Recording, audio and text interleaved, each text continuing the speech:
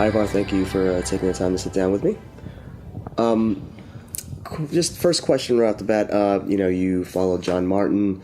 Obviously, there's been some transition. Could you speak about the how much of his plan is still going on, of what he started that you're carrying on, and where you are at this point with that? Yeah, sure. And John was director for 22 years, and I am 8 months into the job as airport director. And, I think we prepared the organization so well for the transition, and John was very thoughtful about that. And so, a lot of things we put into place over the past couple of years preparing for this transition. And really the transition is about having a seamlessness and keeping the momentum up. And so the key things that we're focused on now that we've been working on for the past couple of years, so the first is the strategic plan. And we have a new strategic plan that went into effect July 1 of 16, and it's a 5-year strategic plan.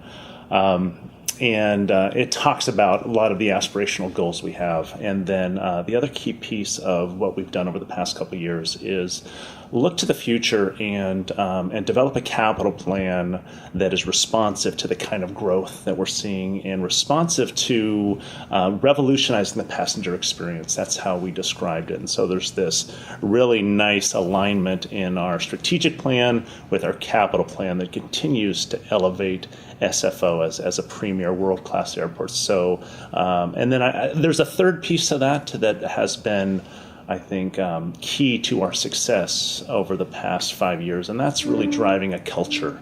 And John started that, and I was part of that, and then very much continuing that approach. And the culture, clear definition, and having it be throughout the organization at all levels of the organization, and that's the part we're working on now. I think is making sure that it is fully integrated in all layers of the organization, all divisions, and even extended through our business partners. And so we have a lot of work to do in that aspect, but really well prepared for the future too. Is there a way you want to describe culture? Because that could be really translated into many ways. I'm sure SFO currently has a culture in place. Is that the one that you're carrying forward and expanding, or are you kind of like evolving from that? It is. It's a living kind of thing for us. And our most recent addition to what we call our core values, and we have 10 core values. And the most recent addition to the core values was safety and security is our highest priority. And that was to respond to things we've seen going on at airports, particularly on the airfield, and how do we, as the landowner, do our best to ensure the safety and security of our operation. And so that is the latest core value. The 9 other core values, it's around how we work together. It is about respect for one another, but it's also about being innovative and open to new ideas and working as a team.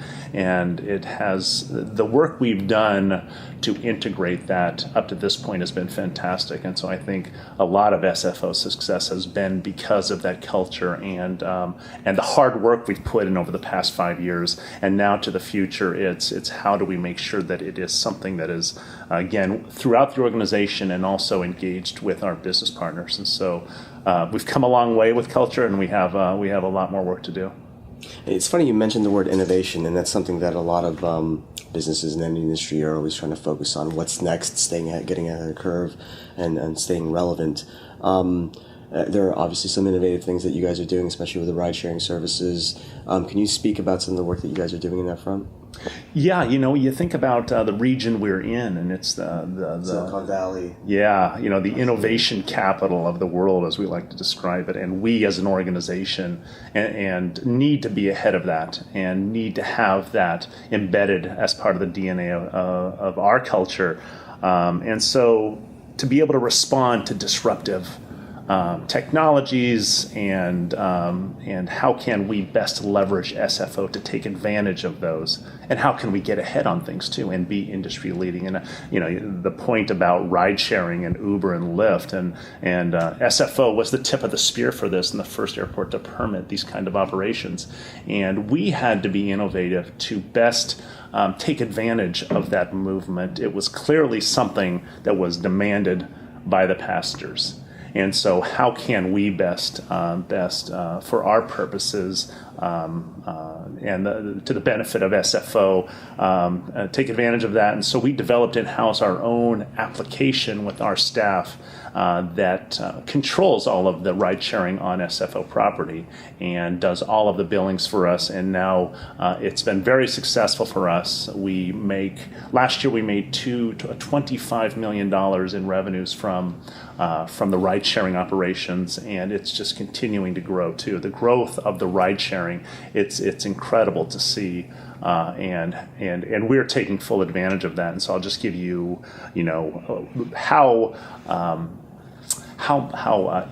not invasive, but just how big this is getting. And just for 2015, for example, the ride sharing was about 50% of our operation, and taxis were 20% of our operation. For 2016, ride sharing is almost 70% of our operation, and taxis have dropped to 14%. And so you can see that those two modes have gone from 70% of ground transportation movements to 80% of ground transportation movements, really driven by this.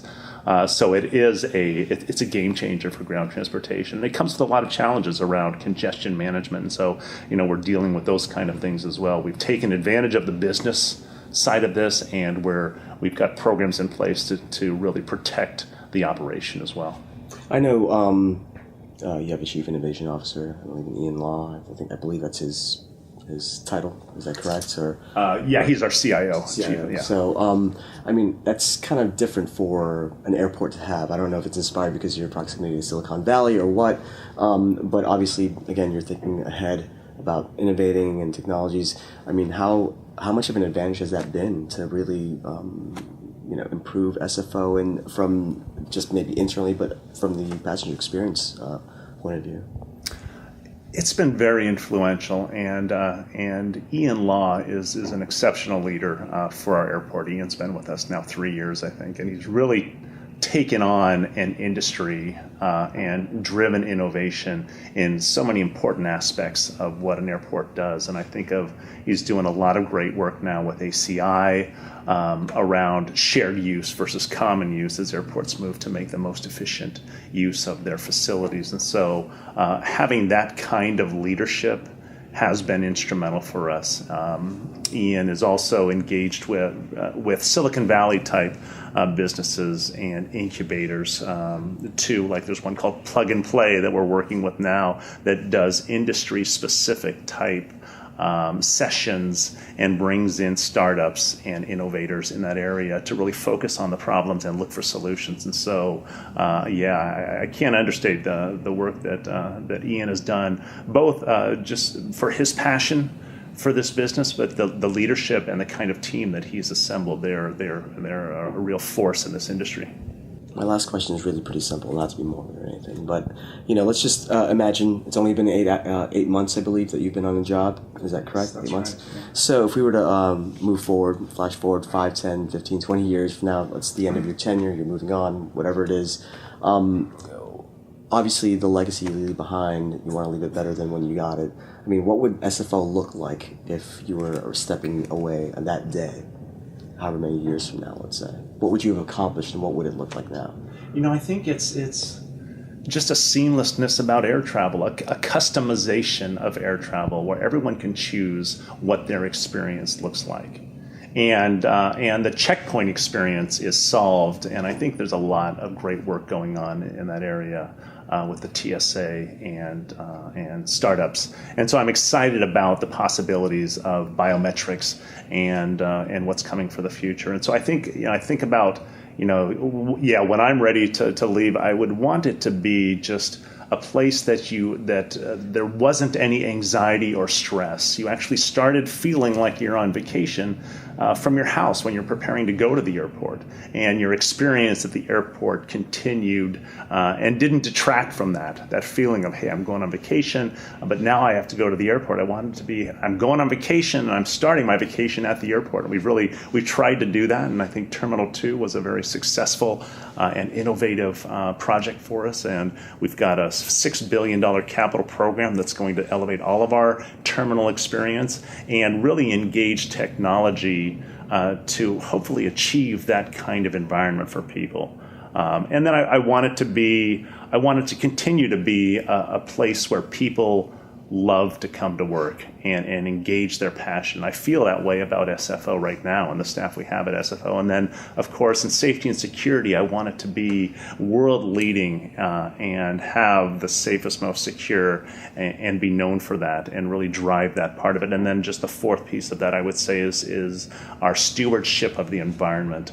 I want SFO to continue to be an industry leader in environmental programs, and I'm very excited about strategic plan initiatives around the environment, around what we call achieving zero.